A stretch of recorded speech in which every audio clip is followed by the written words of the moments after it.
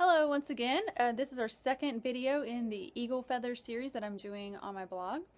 And tonight that we are going to do a little lesson about eagles and how they mate. And I promise it won't get crazy.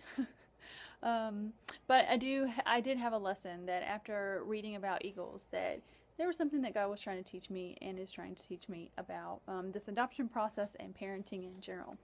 And in the post that I wrote on Monday, I mentioned that we had a turning point on Saturday, and I just wanted to describe that a little bit because I think it's going to be helpful for all the parents, not just adoptive parents. So we had that really frustrating Friday night and Saturday, and Saturday afternoon I kind of lost it, and when it was time for Scott to go back to work on Saturday evening, I was really dreading the night, and then especially the next morning, because on Sunday morning it was our first time to go to two services because we will attend Big Church all together for the 9:45, and then Emma and I are volunteering this year in nursery, and so we would attend that service in the nursery while Lexi and Jacob went upstairs. So I had to have all three kids with me by myself on Sunday morning. And with the way things went on Friday night, I just really was dreading it. I was like, this is not working.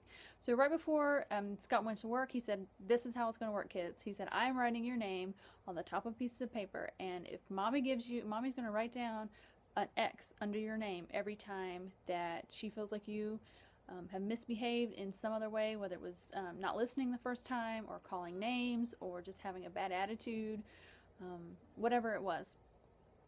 And if a person got 3 X's, then they did not get electronics for the next day. Okay, so this is as simple as it was. I don't know if you can see that. This was a piece of paper from the school. I probably should actually read that. I haven't read that. Okay, so that's what happened. And I'll have to be honest that I was very skeptical about whether this would work. I was like, who's going to care about an X on a piece of paper? I don't know. I was just very skeptical. But I also agreed to do it because I was kind of at on my last nerve, I guess you could say, and I really just needed something. So we attempted it, and let me tell you, it has been the best thing that's happened to us in the past month. I decided to take the kids to Moe's because I didn't want to cook and I really wanted Moe's. I had wanted to go for lunch, but they had convinced me to do something else for lunch.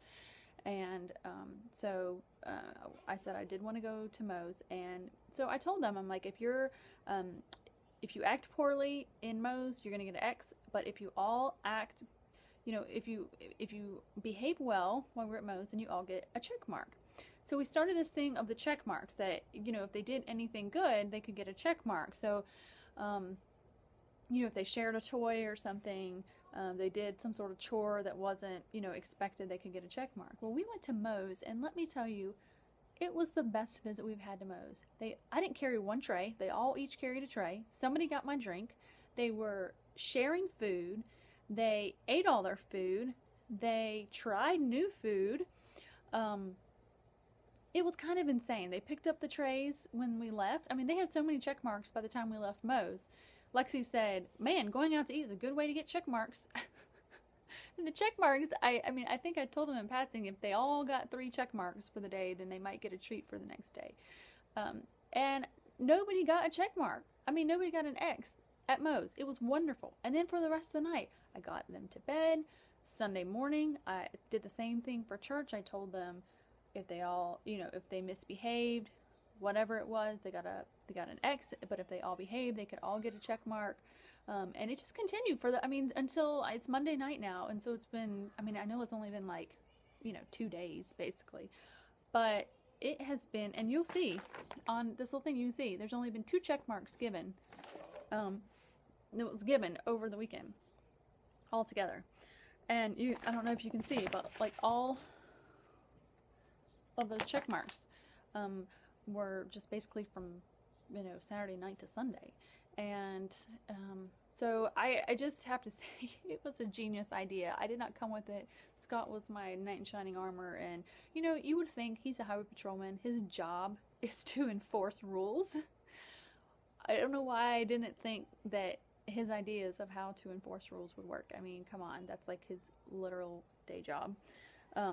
But I wanted to bring this back around to the eagle. So on Sunday, after this, and I could see that this was working and his idea was working, I ran into the article about, I didn't run into the article, my mother-in-law gave me the article about eagles, and I was just astounded about how the eagles mate. And they actually do this, the female eagle actually puts the male eagle through a test, and they go up high in the air, and it's some dance they do. I think it's a twig. She takes a twig and she lets go of it, and then the male has to catch it in time, and they keep doing that till they get lower and lower to the ground till they're like 500 feet to the ground. And if he catches the twig at the last one right before it hits the ground, then she has decided that he is strong and fast enough to catch her eaglets when they have them together, and she chooses him as a mate for life. Now, when they do have eaglets, the male, they work together to raise the kids. The male prepares the nest, and the female, of course, takes care of the eaglets. And then when it's time for them to fly, the female pushes the eaglets out of the nest, and then the male will, it happens 7 or 8 times, the female pushes them out of the nest, and then the male swoops down and catches the eaglet in the air before it hits the ground, until it learns to actually use its wing. And it does this 7 or 8 times until the eaglet really figures out that he can use his wings. So the mother eagle, and this is just describes it, the mother eagle throws the eaglet out of the nest, who is scared, and jumps back into the nest, which has bare thorns. When the scared eaglet jumps into the nest, he is pricked by the thorns. Shrieking and bleeding, he is wondering why the mother and father, who love him so much, are torturing him. Next, the mother eagle pushes him off the cliff into the air. As he falls from a great height, he shrieks in fear, but the father eagle flies and picks him up before he hits the ground, and brings him back to the cliff. This happens about 7 or 8 times until they start flapping their wings. They are excited at this newfound knowledge that they can fly and not fall at such a high speed. The father and mother eagles support them with their wings.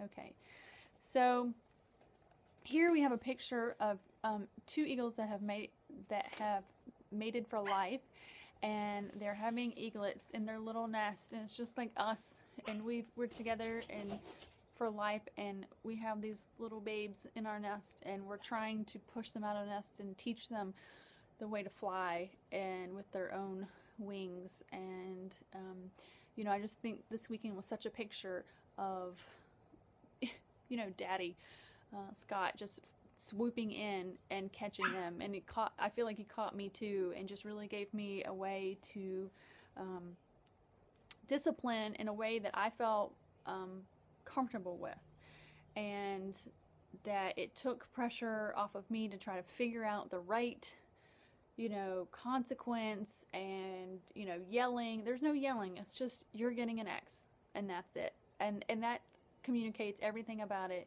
that needs to be done. And I think it was just such a lesson for me that as much as I want to do it on my own and want to be self-sufficient, sometimes and a lot of times, there's a reason that God put us together and gave us these children, that we are supposed to be a team, and I need to rely on Scott's strengths when I'm weak, and that's what we're meant to do. And just like the eagles work together and do their own part, we each have our own part as well. So, so this is nothing new. Teachers are kind of laughing at me right now. It's like, oh, that's what we do on our behavior chart. We, in my kids' classroom, they have a chart that says ready to learn, and they can either work themselves up to like it's colors like pink and purple, or they can, if they do something bad, they'll move their little clothespin or whatever it is down on the chart. And so this is basically what this is doing, moving them up and down and holding them accountable for what they're doing. And I should have known. Teachers had it all figured out beforehand. But Scott totally saved the day, and just let it be a lesson that, if you guys are, and I'm sorry, because I know there's so many single parents out there, and my heart totally goes out to you guys. And I wish, and I can't even speak from a place of authority to how that works. I can tell you that I know the Lord will help guide you in raising those children, even if you are not married and you are currently raising kids. So again, rely on Him, and there may be others in your life that you can rely on for that type of balance and wisdom. So I am going to say a special prayer for you guys that are raising your kids by yourself. But for those that are married and you're both working to raise your kids, let me just encourage you to rely on the other person's strengths and know that that's the way it's supposed to work, and you don't have to figure it out for yourselves. All right? Bye, guys.